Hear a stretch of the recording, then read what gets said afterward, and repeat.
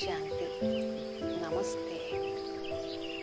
మనిషి ప్రాపంచిక జ్ఞానాన్ని ఎంతో సంపాదిస్తూ వస్తున్నాడు, కానీ స్వయాన్ని గురించిన పరిజ్ఞానంలో అజ్ఞానిగానే మిగిలిపోతున్నాడు. మనిషి స్వీయ పరిజ్ఞానంలో ఉన్నటువంటి ఈ లోటే అతడి అవివేకానికి, దుఃఖానికి మూల కారణం.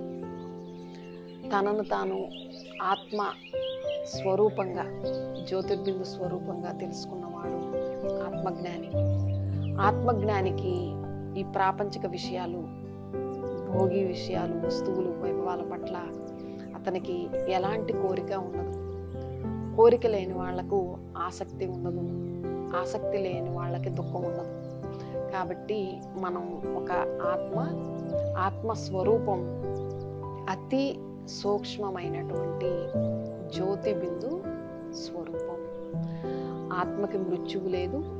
ఆత్మని ఈ చర్మచక్షువులతో మనం చూడలేము.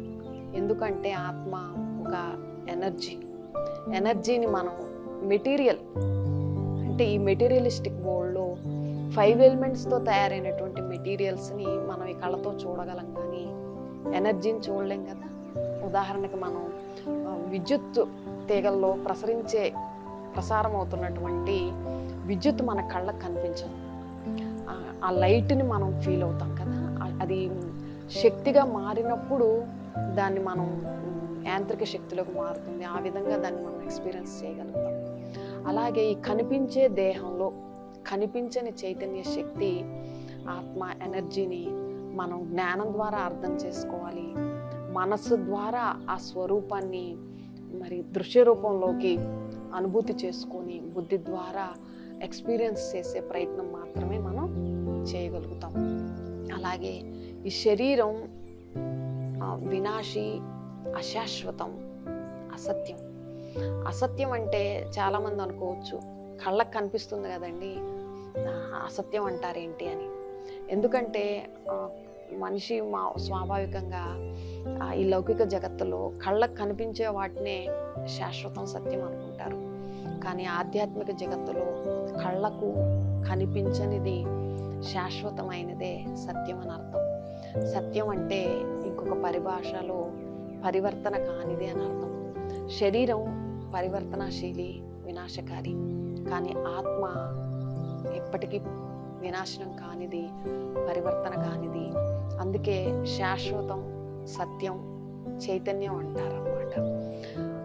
ఆత్మ ఒక అజర్, అమర్, అవినాశి శక్తి. ఆత్మ జన్మ మృత్యు చక్రంలోకి వస్తుంది.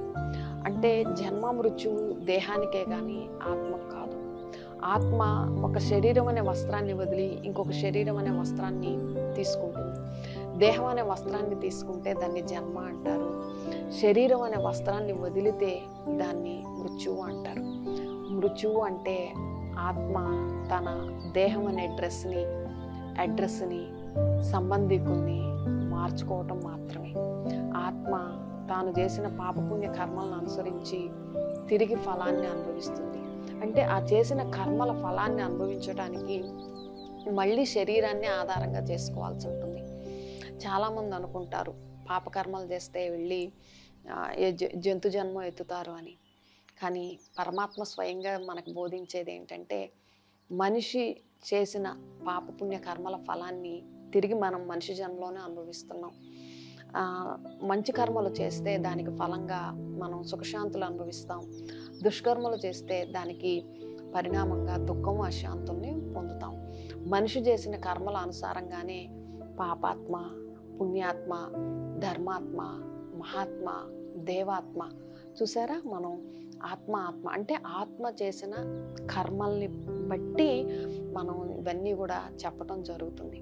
ఇలా మనం ప్రతిదీ కూడా చేసేది ఆత్మ, అనుభవించేది కూడా ఆత్మే శరీరం ద్వారా. ఓం శాంతి.